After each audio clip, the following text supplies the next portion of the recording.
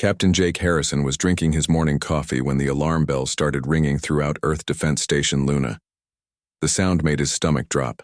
Those bells only rang for one thing: incoming alien communications. Jake rushed to the command center, spilling coffee on his uniform as he ran. Admiral Lisa Carter was already there, her face pale as she stared at the massive screen showing 12 different alien species. Their images flickered and shifted, some looking like giant insects, others resembling living crystals, and a few that hurt to look at directly. The leader, a tall creature with blue skin and 4 arms, stepped forward. "Humans of Earth," the alien said in perfect English, though its voice sounded like grinding metal. "I am High Commander Vexthul of the Galactic Council. We speak for 12 advanced civilizations that have watched your species with growing concern." Jake felt his heart pounding. The Galactic Council was legendary among human space explorers.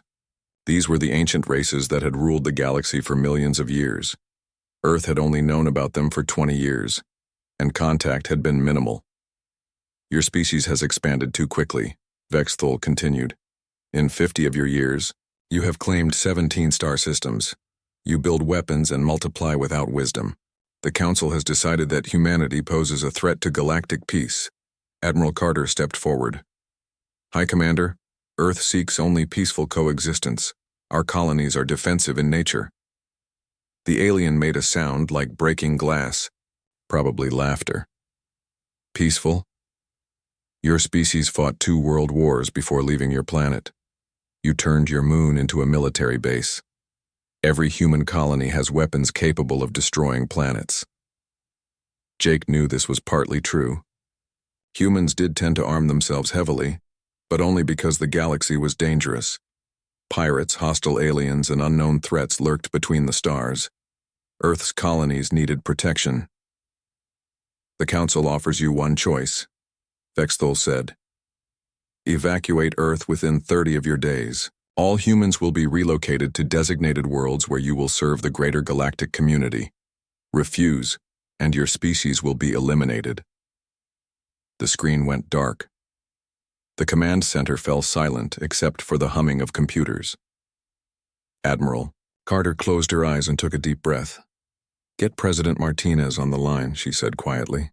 "And someone wake up the entire Earth government. We're at war."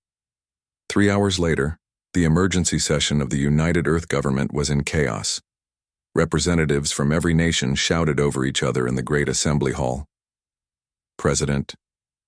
Helen Martinez banged her gavel repeatedly, trying to restore order. Commander Ryan Brooks, head of Earth's Deep Space Intelligence, stood at the podium with grim news.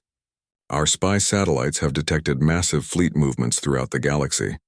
Every Council member species is contributing ships. We estimate over 10,000 vessels heading toward Earth." Senator Paul Adams jumped to his feet. "We have to negotiate. Maybe we can compromise. Evacuate some worlds, accept limited autonomy."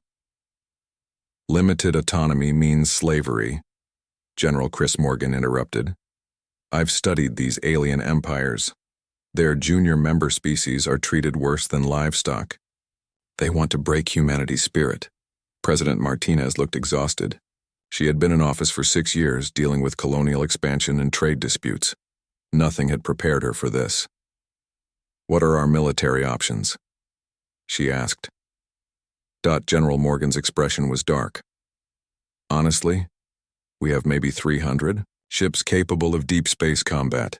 Earth's orbital defenses could stop a small raid, but not an armada of 10,000 alien warships. If they wanted to, they could turn Earth into space dust in an hour." The hall erupted again. Representatives demanded evacuation plans, others called for guerrilla warfare, and a few suggested immediate surrender. Jake watched from the gallery, feeling sick. This was humanity's darkest hour. Dr. Amy Wells had been sitting quietly in the back corner, but now she stood up. She was a small woman with gray hair and thick glasses, the kind of person who usually went unnoticed. But when she spoke, her voice cut through the noise like a blade. "There is another option," she said. The hall fell silent. "President Martinez," leaned forward. Dr. Wells, you're not supposed to be here. This is a classified government session. I have clearance higher than anyone in this room, Dr. Wells said calmly. She walked down the aisle toward the podium. For 15 years, I've been working on something the aliens don't know about. Something that could change this war before it starts. Admiral Carter frowned. Doctor, I know about every military project Earth has running. There's nothing that could stop 10,000 ships. Dr. Wells smiled for the first time since the meeting began. Admiral, you know about every project you're supposed to know about. What I'm talking about has been so classified that only 12 people on Earth are aware it exists. She reached into her briefcase and pulled out a small device. When she pressed it, a holographic image appeared above the assembly hall, the outline of a massive starship unlike anything human had ever built. Ladies and gentlemen, Dr. Wells said, let me tell you about Project Deep Strike. The ship in. The hologram was enormous, easily 3 times the size of Earth's largest battleship. But it wasn't the size that made everyone stare.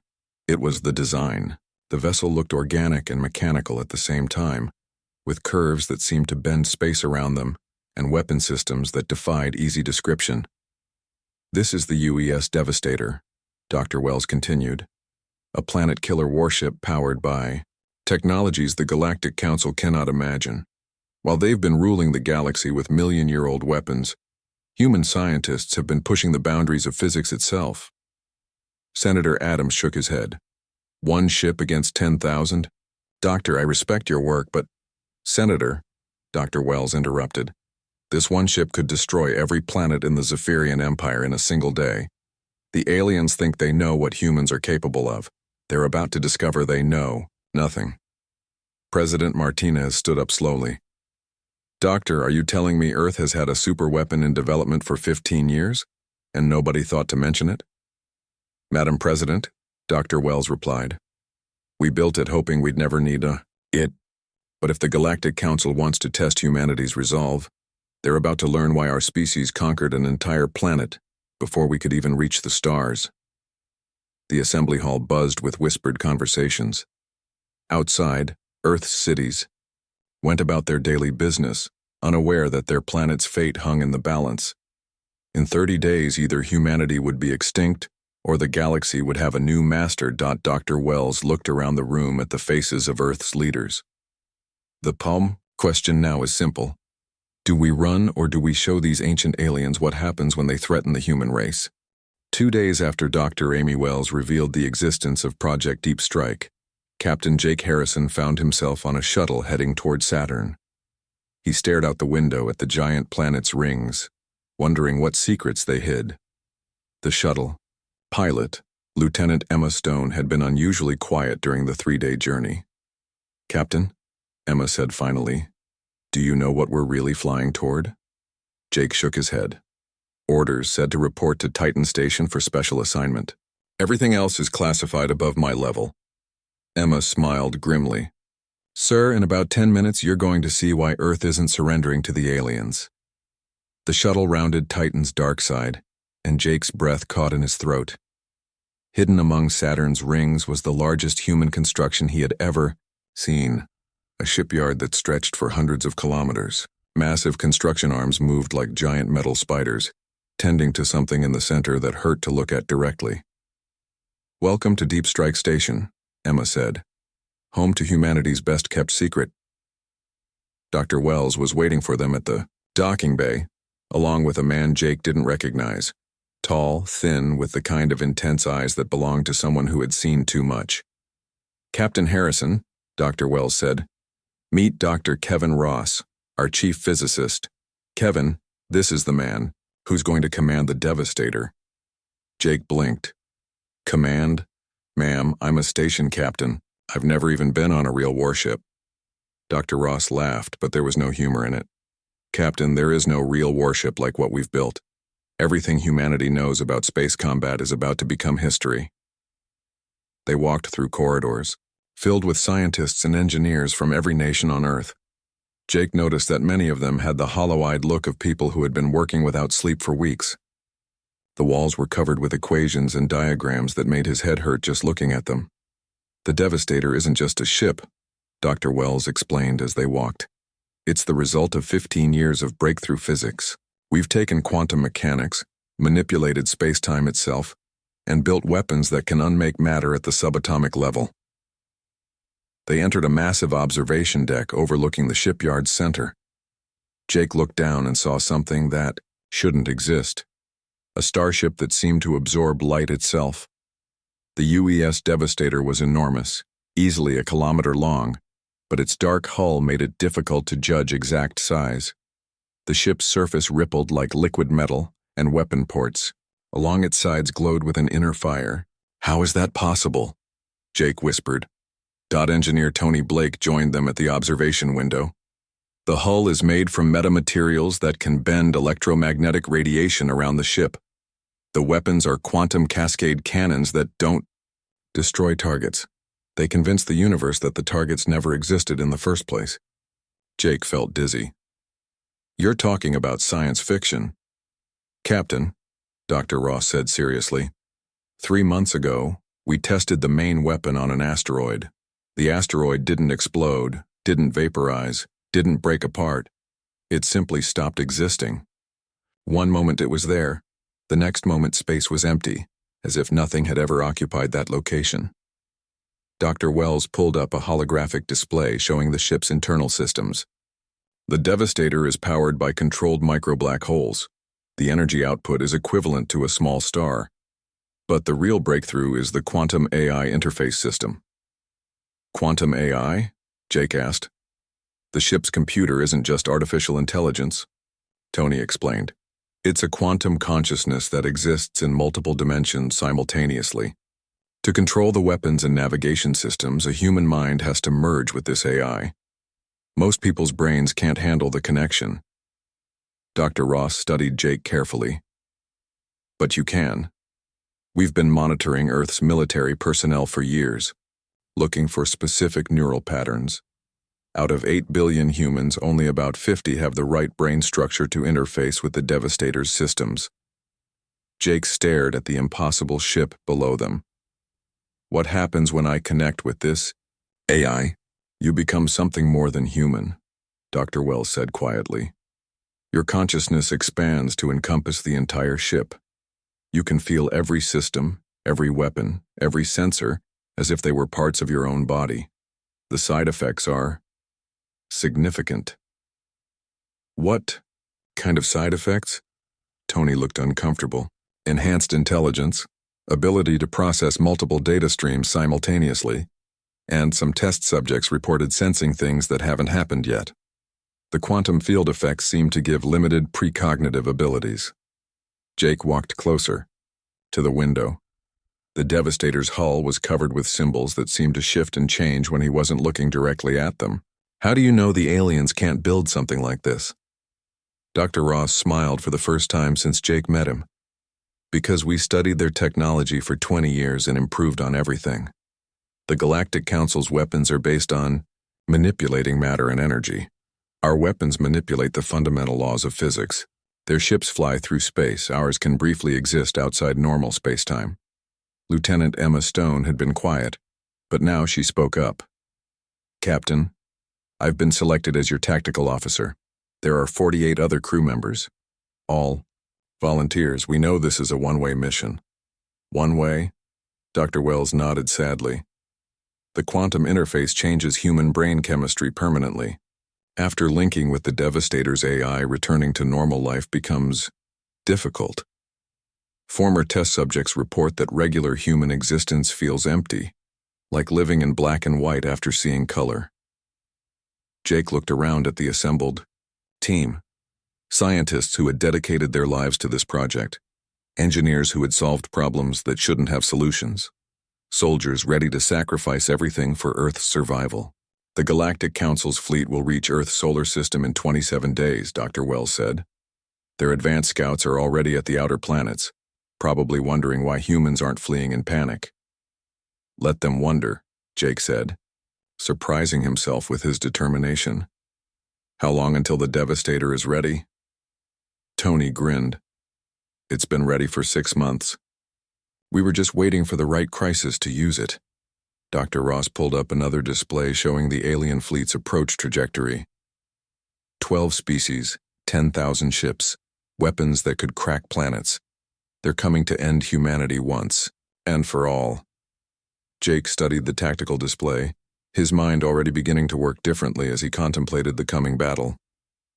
Doctor, when I link with this AI, will I still be human? Dr. Wells considered the question carefully. You'll be something new, Captain.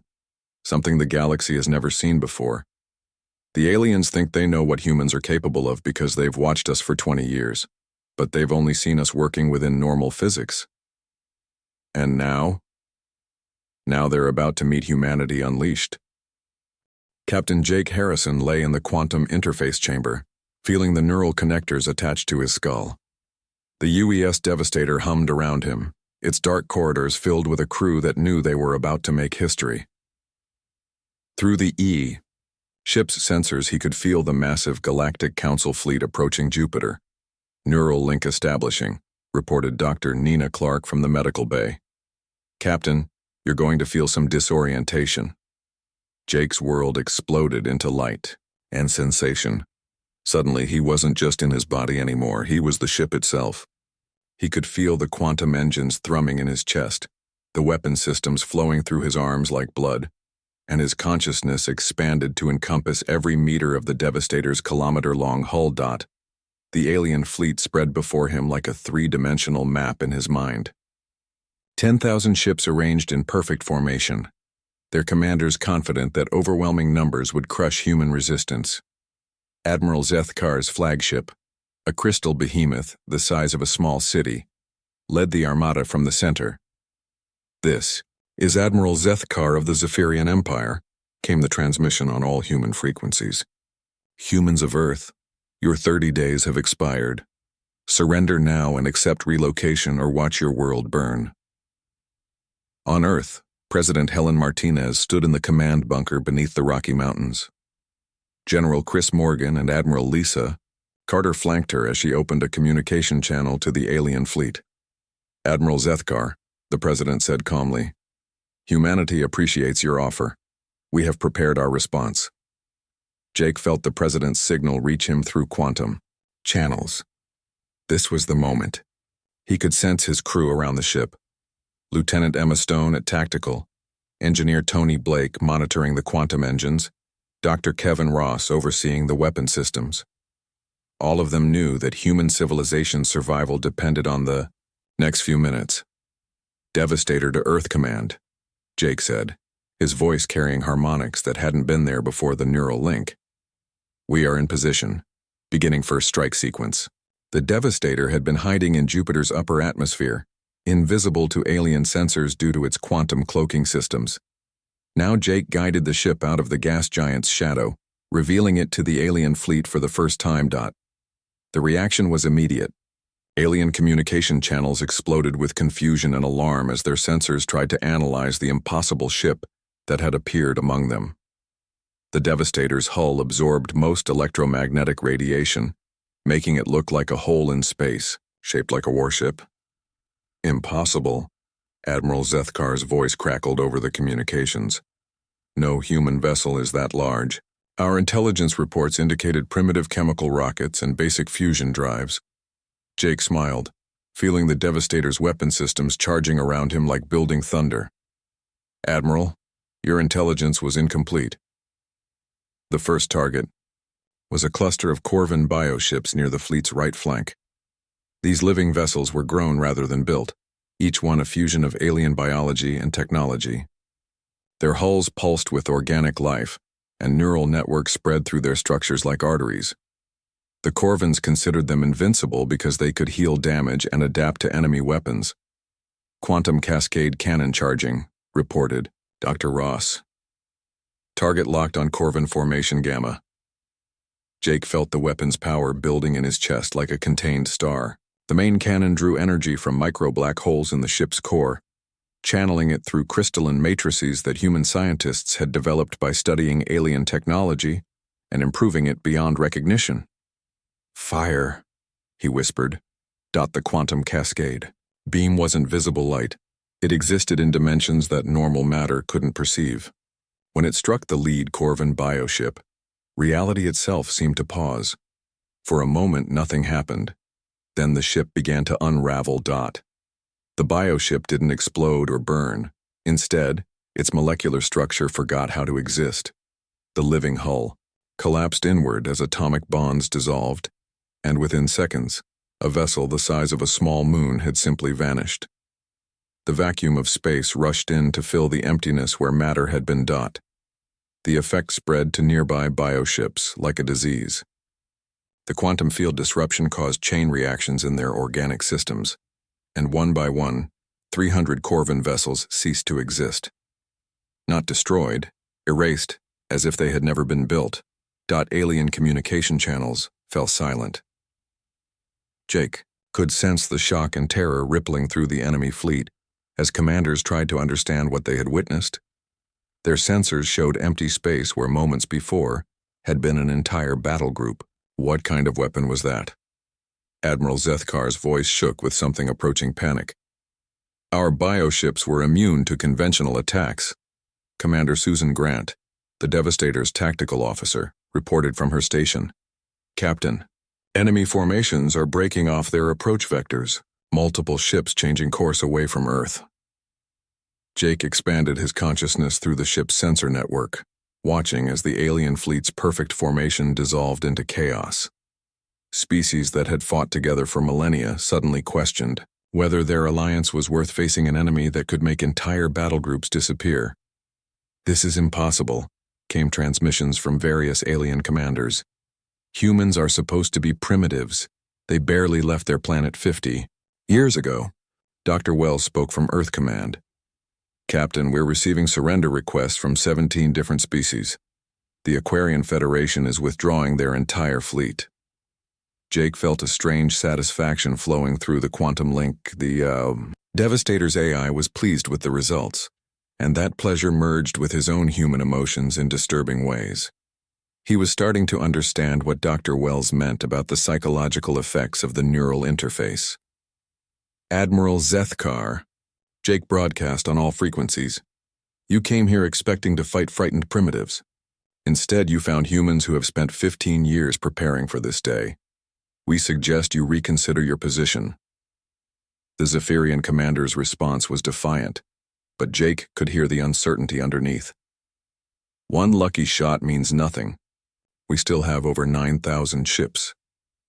"Admiral," Jake replied, feeling the quantum weapon cycling for another shot. "That wasn't luck. That was us being gentle." On Earth, cities that had been preparing for evacuation suddenly erupted in celebration. Humanity had struck back against impossible odds, and for the first time in weeks, people dared to hope. But Jake knew the real battle was just beginning. The aliens still had overwhelming numbers, and their ancient war machines were just starting to wake up. The Galactic Council had ruled the galaxy for millions of years. They wouldn't abandon their position easily. "All hands," he announced to his crew. "Prepare for full engagement. They want to see what humans are capable of. Let's show them." The Devastator turned toward the heart of the alien fleet, its hull shimmering with barely contained energy. Behind them, Earth waited to see if humanity's greatest gamble would save their world or doom it forever. News of the Devastator's first strike spread across the galaxy faster than light itself. On Zentros Prime, capital world of the Galactic Council, emergency sessions convened as leaders who had never known defeat struggled to understand what humanity had unleashed. Ancient Counselor Morthek of the Vorthon Collective had lived for 12,000 years. He had witnessed the rise and fall of countless civilizations, but nothing had prepared him for the reports streaming in from the human solar system. 300 Corvin bioships, each grown over centuries of careful cultivation, had simply stopped existing. "Impossible," he whispered, his crystalline form flickering with distress patterns. "Matter cannot be unmade. It can only change form."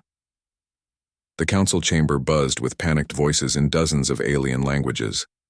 Representatives who had voted confidently for humanity's extinction just days ago now questioned whether their own worlds were safe. High Commander Vex Thule, leader of the original ultimatum, stood at the center of the chamber. His forearms gestured frantically as he tried to maintain order. The humans have revealed one advanced weapon. This changes nothing. Admiral Zethkar still commands nearly 10,000 ships. But even as he spoke, more reports arrived. The Aquarian Federation had officially withdrawn from the alliance. The Nethys Republic was broadcasting peace offers to Earth. 3 minor species had already declared neutrality, and 2 others were requesting human protection from potential Galactic Council retaliation. On the outer rim world of Kepler Station, alien merchants who had previously ignored human traders now frantically tried to establish contact with Earth's commercial representatives. If humans could build weapons that erased matter from existence, what other technologies had they been hiding? Back in the solar system, Captain Jake Harrison felt the quantum AI's satisfaction flowing through his expanded consciousness. The Devastator moved through space like a living shadow, its hull rippling with contained energy. Through the ship's sensors, he watched the alien fleet's formation continue to collapse. "Captain," reported Lieutenant Emma Stone, "the Zephyrian flagship is requesting a tactical conference with the other fleet commanders. Our passive sensors are picking up heated arguments between different species about whether to continue the attack." Dr. Kevin Ross looked up from his instruments, concern evident on his face. "Captain, we're detecting massive energy signatures from the outer system. Something big is coming." Jake expanded his awareness through the ship's long-range sensors and felt his merged human-AI consciousness recoil in surprise. 3 enormous objects were approaching from beyond Pluto's orbit. Geometric constructions the size of Earth's moon, their surfaces covered in weapons that hurt to perceive directly. "The Vorthon Titan-class war machines," whispered Commander Susan Grant. "I thought those were myths." The Vorthon Collective was the oldest member of the Galactic Council, their civilization dating back over 10 million years. Their Titan constructs were legends even among other ancient races. Mobile battle stations built by beings who had forgotten more about warfare than most species ever learned. "Earth Command, this is Devastator," Jake transmitted to the home planet.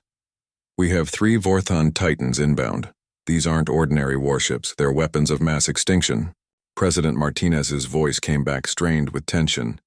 "Captain, our deep space observers confirm each Titan is roughly 12,000 kilometers in diameter. Their weapon signatures are off the charts." Admiral Lisa Carter's tactical analysis was grim. "Those things could sterilize every planet in the solar system without slowing down. Captain, if there was ever a time to demonstrate humanity's full capabilities, this is it." Jake felt the Devastator's quantum engines cycling to full power as he guided the ship toward the asteroid belt, positioning it between Earth and the approaching Titans. The alien constructs moved with deliberate slowness, their ancient AIs calculating optimal firing solutions for planetary bombardment. "All hands, this is the captain," Jake announced to his crew. "We're about to face weapons that were old when Earth's continents were still forming. Remember that we're not just fighting for our lives, we're fighting for the right of humanity to exist in this galaxy." The lead Vorthon Titan opened fire while still millions of kilometers away. The weapon wasn't a beam or projectile. It was a distortion in space-time itself that traveled faster than light and hit with the force of stellar collapse. When it struck the Devastator's quantum shields, the explosion lit up half the solar system. But the ship survived. The quantum field generators that Dr. Ross had designed absorbed the energy and redirected it into parallel dimensions where it couldn't harm normal matter. The Devastator emerged from the blast unscathed, its hull shimmering with residual power. Impossible came a transmission from the Titan's ancient AI. "No ship can survive vortex cannon fire. What manner of beings have humans become?" Jake's response came through speakers that seemed to resonate with the fabric of space itself. "We became what we needed to be." The Devastator's secondary weapons came online, quantum torpedoes that existed in multiple dimensions simultaneously. Unlike the main Cascade cannon, these weapons could phase through normal matter and explode inside enemy hulls. Jake launched a full spread at the lead Titan. The massive construct's shields flared as it tried to stop weapons that didn't exist in normal space-time. but the quantum torpedoes passed through the energy barriers like they weren't there, detonating directly inside the Titan's power core. For a moment, the ancient war machine hung motionless in space. Then it began to come apart from within, its hull splitting along stress lines that hadn't existed moments before. The explosion that followed created a brief artificial star, visible from Earth's surface even during daylight. The remaining two Titans fired simultaneously, their combined barrage capable of cracking planets. But Jake had learned something from the quantum AI merger. He could perceive attack patterns before they completed, seeing the trajectories of weapons that moved faster than light. The Devastator twisted through space-time itself, existing briefly in dimensions where the Vorthon weapons couldn't reach. When it reappeared in normal space, it was behind the second Titan, weapons already charged and firing. The ancient construct died in silence, its million-year-old consciousness extinguished in an instant. The final Titan attempted to retreat, but quantum torpedoes were already phasing through its hull. Within minutes, all three symbols of Vorthon supremacy had been reduced to expanding clouds of debris. Throughout the galaxy, civilizations that had existed since before Earth's sun ignited watched in stunned silence as their oldest and most powerful weapons were casually destroyed by beings they had considered primitive savages. On Zentros Prime, ancient counselor Morthek collapsed as his crystalline form cracked under the strain of processing what he had witnessed. "They didn't just defeat the Titans," he whispered. "They erased them as if they were nothing. What have we awakened?" The Galactic Council's emergency session devolved into chaos as species after species announced their withdrawal from the anti-human alliance. Admiral Zethkar's remaining fleet began to scatter, individual ships fleeing toward their home systems. Rather than face the impossible human weapon. Jake Harrison sat in the Devastator's command chair, feeling the quantum AI's satisfaction merge with his own emotions in ways that would have terrified his former human self. But he was no longer entirely human, and the galaxy was learning that evolution could happen in ways they never imagined. "Earth, Command," he reported. "The immediate threat has been neutralized, but I suspect this is just the beginning." 6 months after the Devastator's first deployment, Captain Jake Harrison stood on the observation deck of Zenthera Prime's orbital station, watching human cargo ships dock alongside alien vessels that had once belonged to his enemies. The former, capital world of the Galactic Council now served as the administrative center for Earth's rapidly expanding interstellar empire. The transformation had been swift and complete. Within weeks of the Titan-class war machine's destruction, over 40 alien species had formally requested inclusion in humanity's sphere of influence. The psychological impact of witnessing their most ancient and powerful weapons casually destroyed had shattered the galaxy's existing power structure. Ambassador Claire Johnson approached Jake with her daily briefing. She was one of Earth's most experienced diplomats, but even she seemed overwhelmed by the speed of recent changes. "Captain, we've received formal surrender documents from the Corvin Syndicate," she reported. "They're offering complete access to their bioship technology in exchange for protection from potential Zephyrian retaliation." Jake nodded, his consciousness still partially merged with the Devastator's quantum AI systems, even when not aboard the ship. The neural interface had changed him in ways that Dr. Wells was still studying. His perception of time and space operated differently now, allowing him to process multiple conversation threads simultaneously, while monitoring fleet movements across dozens of star systems. "What about the Vorthon Collective?" he asked. Claire, "Essie." Expression darkened. "Ancient Counselor Morthek requested a private audience yesterday. The Collective is broken, Captain. They've ruled the galaxy for 10 million years, and now they're questioning everything they thought they knew about reality itself."